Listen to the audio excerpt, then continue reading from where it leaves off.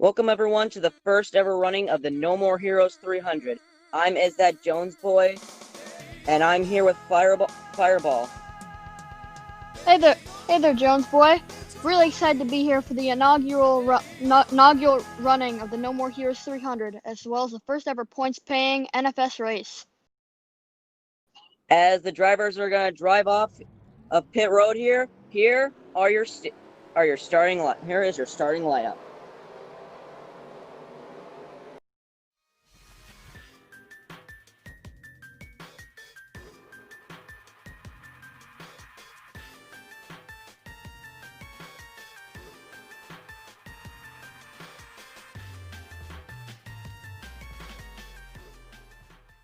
As you can see, Kylie Grader and Nick Nelson starting on the front row here, as we got two Fords behind them, looking like a very big Ford pack today towards the front, as they're now exiting turn 4, getting ready to start off this inaugural No More Heroes 300. Yeah, like you said, it'll be very interesting to see this manufacturer lines come into play during today's race. As here they come to the start-finish line. Green flag is out in the air here at Daytona.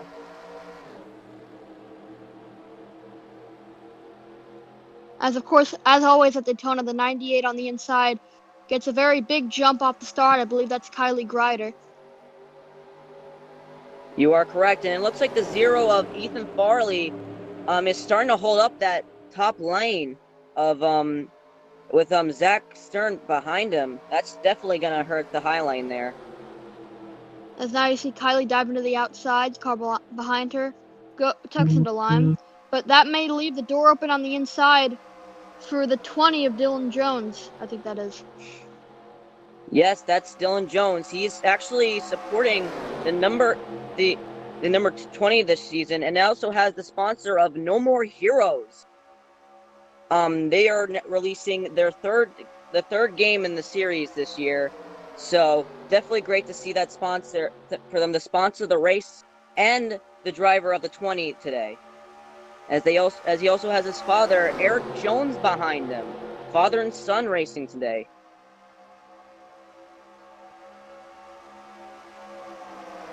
So as you can see the top 5 basically single file right now, but now we've got a battle for second as they may go 3 wide for the lead here. Colin Dover battling Kylie Grader for the lead, and he's going to take it with help from Dylan Jones and Eric Jones. As we see some battles towards the front of the pack between some drivers. Ethan Farley still towards the middle of the pack, as we're going to try and go back to the front to see. It looks like Eric Jones is going to try and get underneath his son, Dylan Jones. That's going to shovel Dylan up to the outside. You really don't want to be here at Daytona. Not many cars like to run that high side. But now he'll slot into second, and now there's change for position. They're going 3 wide for the lead. Kylie Grader underneath the 24 of Eric Jones. A lot of teammates are not helping each other out. It's really pretty much take all here. As we keep an eye, and they're going to go 3 wide back there. And we'll keep an eye on the leader of Kylie Grader. I mean, not Kyle. I'm Kyler Scott. I cannot speak today. Oof. As we have Justin Newman behind him in the 2020 car. I mean, the 22 car. I can't speak again.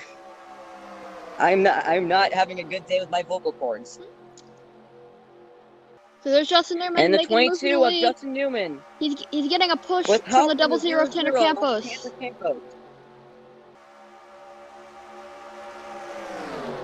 Justin Newman to the lead.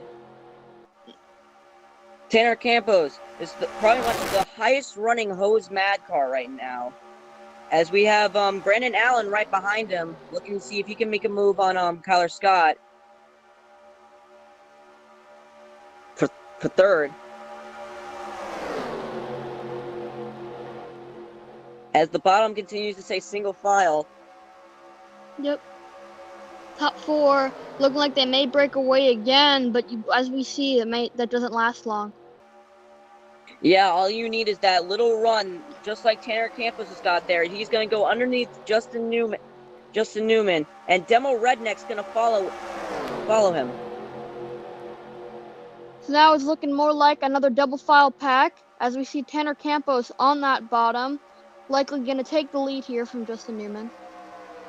And now Demo Redneck gets underneath him, as he's going to try and take the lead here. That's what happens. These drivers think they can go up to the high side and come down really quick and block. Usually that does not really work out here.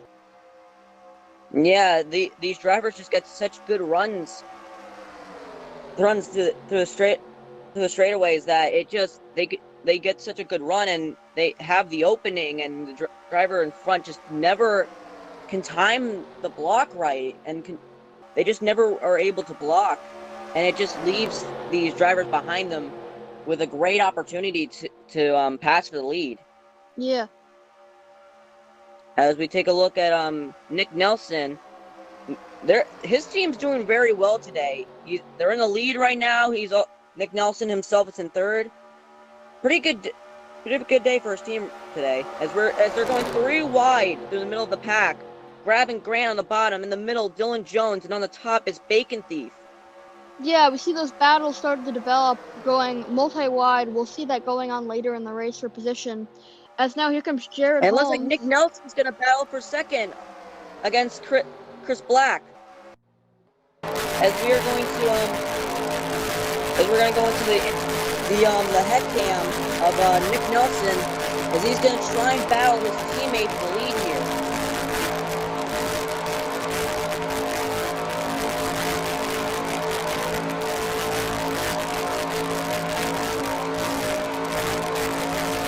As you can see, he's pretty much waiting for the backstretch. He's waiting to get that run that he so much desires. And he's going to take his time here to get to the backstretch. And he's just got to wait for that momentum to build up. And he's going to go underneath them. Nick Nelson underneath the 03 of Demo Redneck for the lead. And Jared Holmes is right behind Demo Redneck.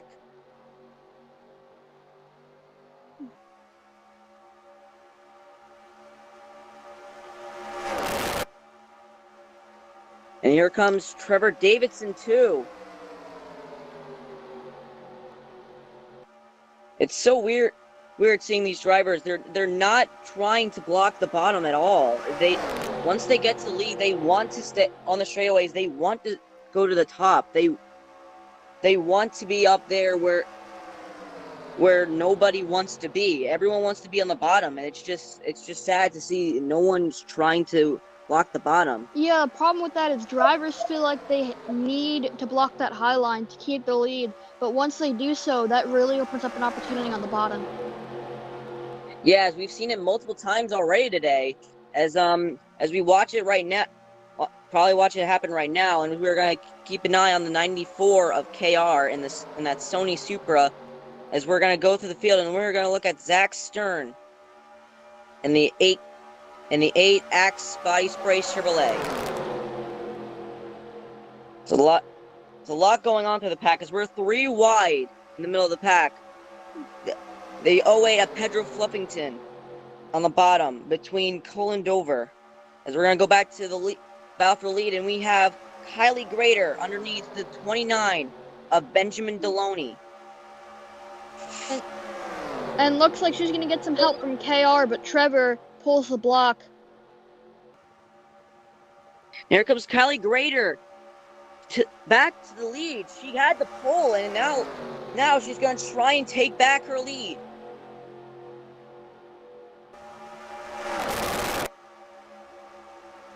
She's waiting for the help from the 69 of Michael Blaney in that gray and white Chick-fil-A car.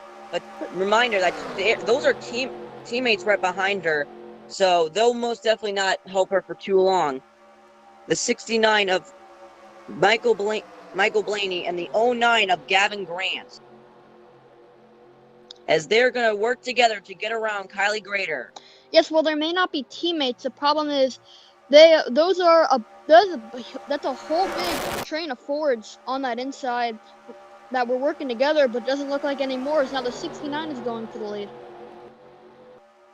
Yeah, and also we have probably one of the least favorite drivers in the garage up towards the front is Greg Servia in the 33, but he's more but he's more hated for owning for owning a team and not developing them well. But in this series, he doesn't own a team. He's running for a team. He's running for Dontavious Young this season. So could that possibly change people's opinion of him in this series, or will it probably just stay the same and people will just hate him for a driver? But Well, I'd say it basically stay the same because, well, yes, Greg Servia is hated for being a terrible team owner.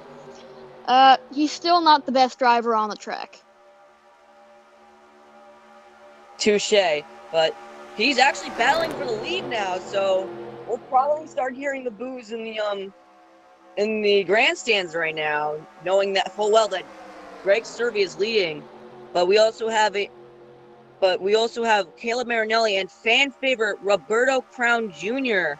in third place, as they're going to follow him and see if they could possibly make a move.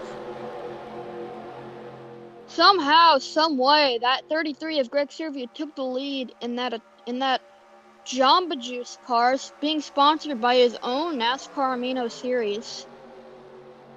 And just Jamba Juice in general. As we're going to look back to the field, Caleb Marinelli, it looked like he was trying to make a move there, but I think he just found the opening a little too late and just was not able to capitalize on it in time. Yeah, probably what happened, as I had to step away for a brief moment for something. And here comes Roberto Crown Jr. battling for second against Caleb Marinelli. There he is in that 81 Beyblade Burst car. Yeah, that's been a very big sponsor for him. And it looks like now they're pitting. Looks like he's going to go into pit. Something we probably forgot to mention when they were probably the timing they're going to pit. It looks like Greg Servia and Caleb Marinelli stayed out. And they're going to go around one more time before they pit. Yep. Very interesting strategy call, as usually the earliest to pit are the ones who take the lead. But they've broken away from the pack right now. Yeah, I think what they're trying to do is they're trying to completely split this in half. While the drivers that just recently pitted, they pitted a bit of a lap early, so they're either A, going to have to pit again, or B, probably going to have to save a tiny bit to make sure they make it to the end. While Caleb Marinelli and Greg Servia, Carter Jones and Carter Catt are finally going to come into pit. And it looks like, I think that's Pedro Fluffington who just stayed out. He's going to stay out one more lap. That's a very interesting call, as you see a small pack here forming up. As of course, as you said, they're now on pit road. They're going to come and try to get into their pit stalls. Yeah, it's very interesting how Pedro Fluffington's staying out here. But, I don't know if he's going to be able to make it. I'm pretty sure he's probably going to run out of fuel on his way to pit road. I just don't think he has enough to make it, because halfway is pretty much when you need to pit, when you have to pit. It's really hard to make a strategy here, but it looks like I'm right. It looks like he's already on the apron right now, entering pit road. Maybe he might be really too low on fuel, but I think maybe he just went on early. But looks like we're going to go back to the leading group as Greg Servia got out first, ahead of Caleb Marinelli, and there's Carter Jones. And here comes Roberto Crown Jr. Looks like pitting early did kind of helped him get into this the front pack. And it looks like he's gonna try and battle for the lead here once they all group up together. And it looks like another group might be following suit on them. Yep. As you can see, we still have Caleb Marinelli in second and Greg Servia in third. So yeah, I guess I was wrong earlier in saying that hitting later would lose spots, but it seems like these two have done just fine doing this strategy. Yeah, I think really what they, I think what the best, it was pretty much the best for them to do, as we're gonna look through most of the packs here, as pretty much the whole field is pretty much separated into 3 packs. Yet the front, the middle, and the back, and as we're gonna look through the back of the pack, and here are the back markers, and now we're gonna go back to the front pack, and Greg Servia is still leading, but look, Roberto Crown Jr. is gonna try and battle for the lead right now. He pitted first, so he must that must have helped him pitting first, but who knows? As he's now up to second, battling for the lead right now. As we're gonna look at the front pack. So very interesting strategy calls. As Roberto Crown Jr. is gonna go for the lead right now. Could maybe going first might have helped him, or maybe it just wasn't. It's pretty much neutralized. Who knows? It's really interesting which strategy was the best one to go for. Was pitting earlier or pitting later? I mean, it's very interesting to see Roberto get up to the front here, because he very easily slotted into, I think it was 4th after his pit stop. But fresh tires really don't mean much at this racetrack, and he still made his way through the pack. As we're gonna look to the battle for the lead, and Carter Cat is right in second. He's the cousin of Dylan Jones, but it looks like Zach Stern's gonna go underneath him to take second away from Carter Cat.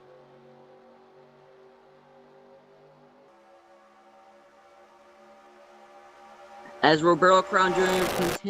continues to lead here at Daytona. As the bottom lane continues to dominate, Chase George is not going to follow the leaders, as he's going to try and get around Kyler Scott and take away third from him. As this pack has definitely been looking like a smaller version of the one that we saw earlier in this race, but it's still those big, about 10 or so cars battling there for the win. Yes, as we have Chase George taking second away from Zach Stern. He's on a move right now. And we have Toyota Supras 1 and 2 right now as they battle for the lead. And I think those are teammates, correct me if I'm wrong, those are teammates battling for the lead right now. As we're going to go back to the second pack, as we look through the second pack, it looks like Trevor Davidson's leading the pack. The question is, can they catch up to the first pack in time? They only have 10 laps to go. Could they possibly catch up to them? The thing is why I think I highly doubt it, because they're now 5 seconds back with 10 laps to go. But what are your thoughts, Fireball? Well, what I have to say is that if these guys can somehow form up going single file, which is very unlikely because these drivers literally never learn, then maybe they could have a shot at catching this pack. But I don't think so, really. Yeah, it's very unlikely if they can catch them, because these drivers are very aggressive. They want to take any position they can. I think right now what they should just stick to, unless they do decide to stay single file, I think what the drivers should start thinking, if they could start working together and try to catch up to the front pack, I think what they should just care about right now is trying to get the best position they can get at this moment. Yep. As we continue to watch the lead, as we have Chase George in the lead and Kyler Scott from Eric Jones Racing in second. We really haven't seen much of Eric Jones Racing except for the start of the race. A lot of the drivers have really fallen back, but it looks like Kyler Scott is still pretty much got it up to the front. The only drivers that we see from Eric Jones Racing is Kyler Scott and affiliated driver Carter Cat. This is very interesting, and right now I wouldn't want to be Roberto Crown. As we touch on it, he seems to be the only Supra in this pack that is filled with Chevrolet Camaros. So maybe people will work with him. We also have Chase George and Chase George also had Toyota Supra, Uh, so maybe they could try and work together in the front pack to probably get away from these Chevrolets and maybe win the race. As we continue to go back to the front pack, Chase George continued to lead with Carter Jones right behind him. And I think I saw someone ahead. I think that might be I think that might be the three of Noah Wetzel.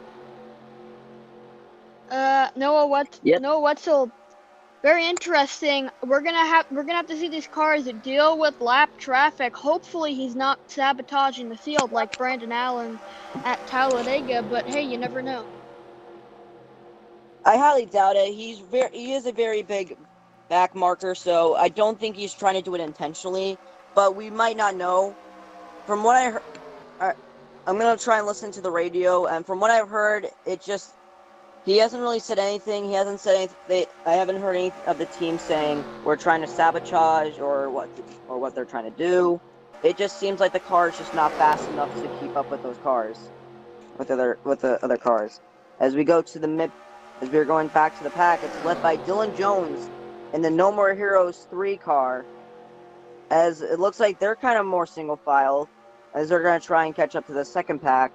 As we're going back to the front pack, Chase George continues to lead as he got a lot of help from Noah Wetzel, but it looks like Zach Stern caught back up to him. Noah really held up that pack, and he really pushed drivers farther back into that small pack. But it won't take long, being Daytona, for that pack to form back up. Yeah, and it looks like they're going to catch up to Nate Wines now. A lot of lap traffic going on right now, and it looks like they're going to have to deal with that, but they're all single file right now, so it might be a lot easier to deal with. But now Carter Cat is going to try and get around Zach Stern, and that's definitely not going to help Zach Stern, as he pretty much used the 38 as a pick there. Yep.